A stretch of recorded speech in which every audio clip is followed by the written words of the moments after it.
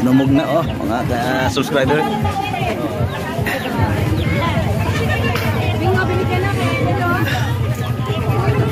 Mura lang ito mga ka-subscriber. Ayan oh. Ayan.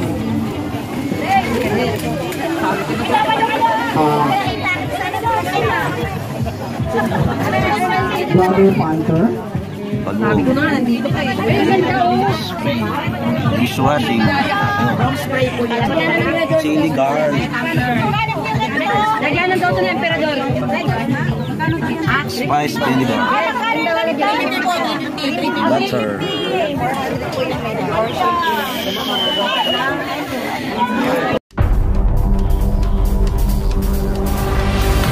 Ladies and gentlemen, are you ready?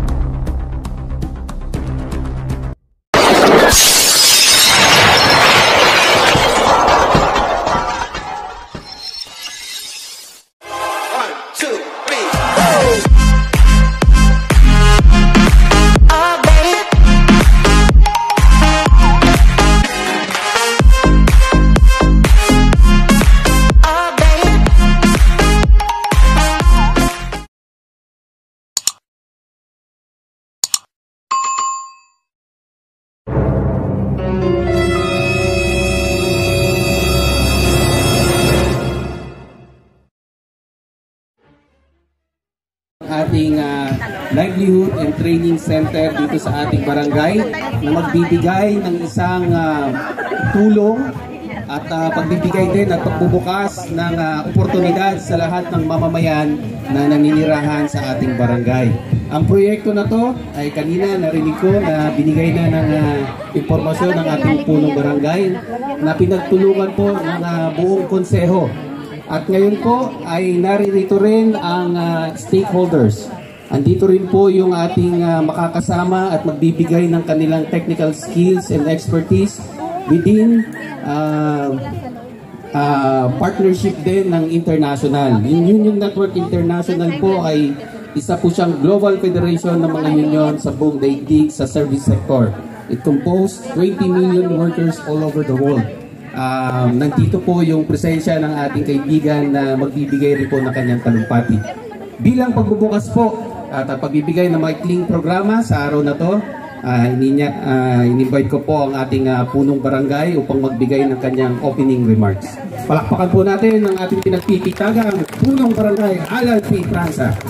Thank you, Kuya Tony. At sa lahat po ng naandito, ang ating pinakamamahal na action officer, palakpakan po natin Atty. Tom De Castro, na siyang kumakatawan sa ating butihin, ang pinakamahusay na mayor sa buong Pilipinas. Palakpakan natin ang birthday celebrant, Mayor Joy Belmonte, at gayon din ang ating Vice Mayor Gian Soto at lahat ng sanggunian.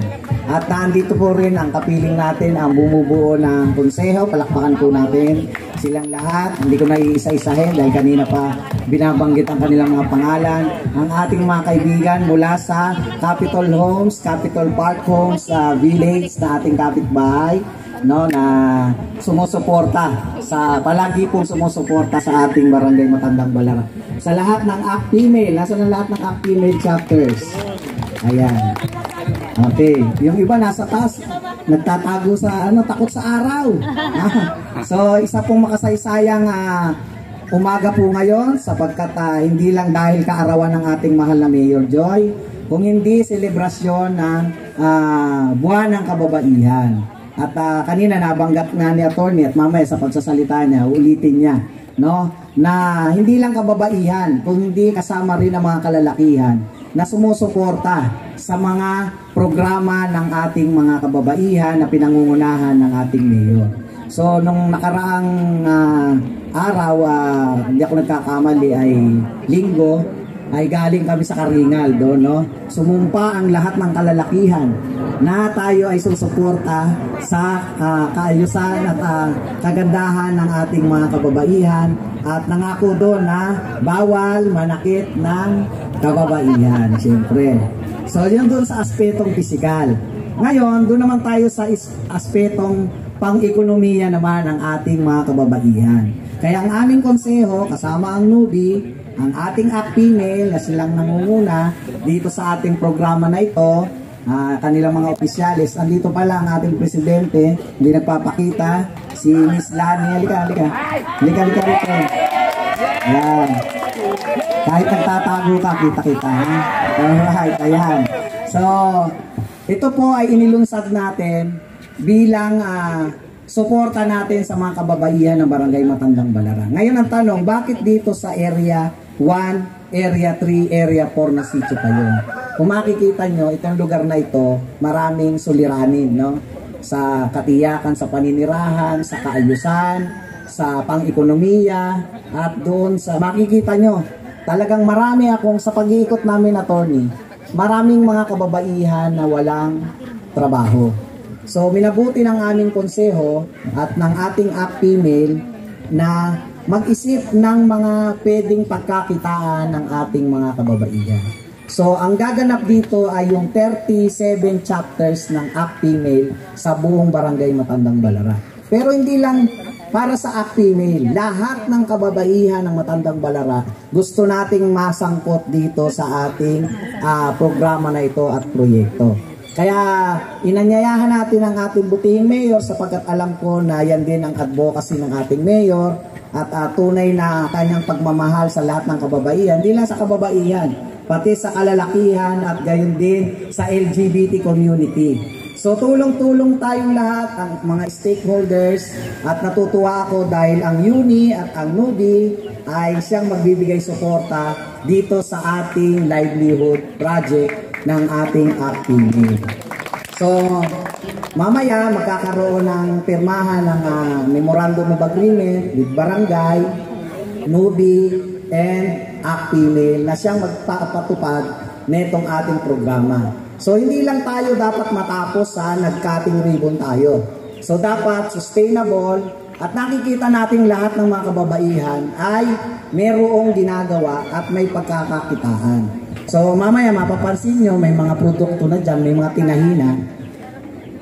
Minsan kasi yung launching, pag-uumpisa pa lang eh. Sabi ko, ayaw ko na naglo-launching na ang makikita lang ribbon at saka logo.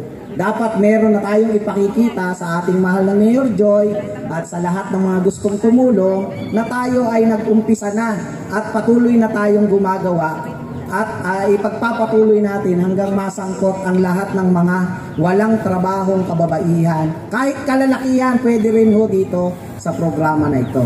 At sa tulong ng ating Vice Mayor Gian Soto, Mayor Joy, palalawakin natin to. Hindi lang tungkol sa pananahi, kung hindi paggawa ng mga yan, yung mga liquid soap, at kung ano-ano pang pwedeng pagkakitaan. Yung meat processing, kaya nga ito, napag-usapan natin with Nubi, na gagawin natin tong sentro, magiging training and livelihood center na pinagtulong-tulungan ng lahat ng stakeholders. Kahit walang budget na ilagay ang barangay, dahil sa pagtutulungan ng mga stakeholders ng female, ng NUBI, ng UNI, at suporta ng barangay at of course ang ating Mayor Joy, ay nakikita ko ang tagumpay ng ating programa. So muli, maraming salamat po sa lahat ng kababaihan. Mabuhay po ang kababaihan. Mabuhay! Mabuhay din ang kalalakihan. Mabuhay! Mabuhay ang LGBT community. Officer, Attorney Tommy De Castro. Yes, salamat natin. From the City Engineering Office. Maraming pong salamat sa anyway, magandang umaga po muli. Sa ngalan po natin mahal na Mayor Joy Belmonte, nais ko po congratulate ang ating kapitan sa napakagandang programa.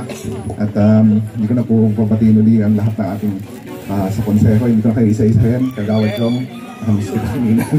So anyway po, sa ating mga stakeholders sa NUBI, magandang umaga po muli sa female. Napakagaling nyo sumayaw kanina.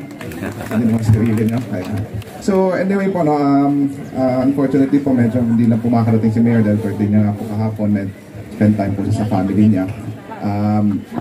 Napakaganda po ng programa ni Cap, no? Dahil ito po in line po sa ating mga programa ng lungsod, no? Gaya po ng mga, actually halos lahat naman po ng programa ni Cap Alan ay linya po sa aming mga programa, no. Ito pong mga para sa kababaihan, isa po itong malapit din sa puso ng ating mayor dahil babae po siya, at isa mga advocacy po niya ay magkaroon ng equality at inclusivity, ano po.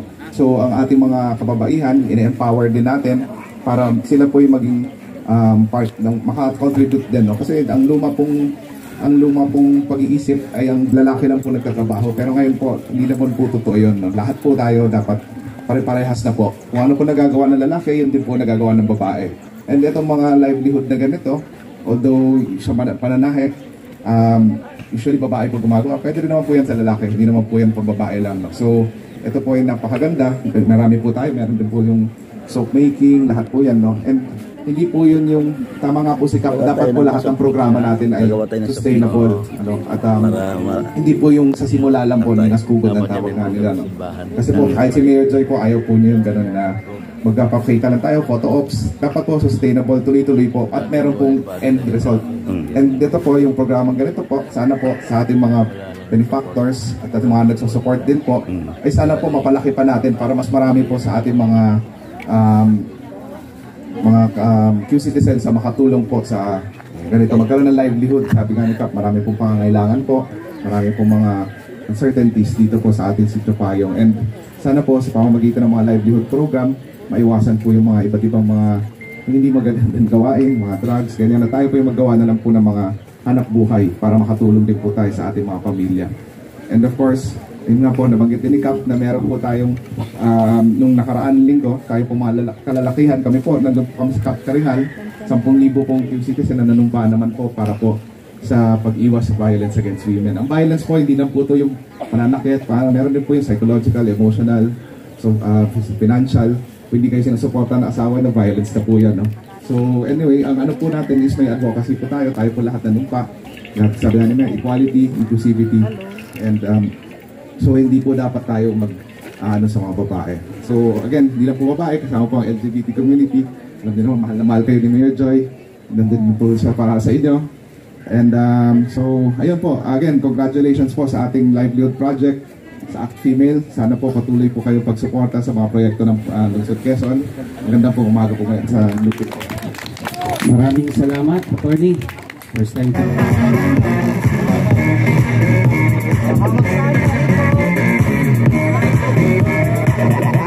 Hello.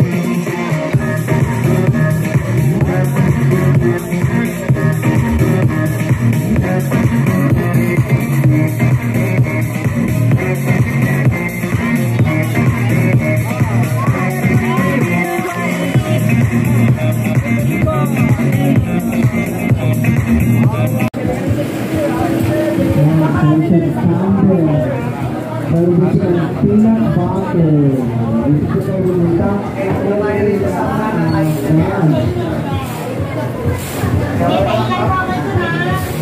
Ayun, gusto ko na.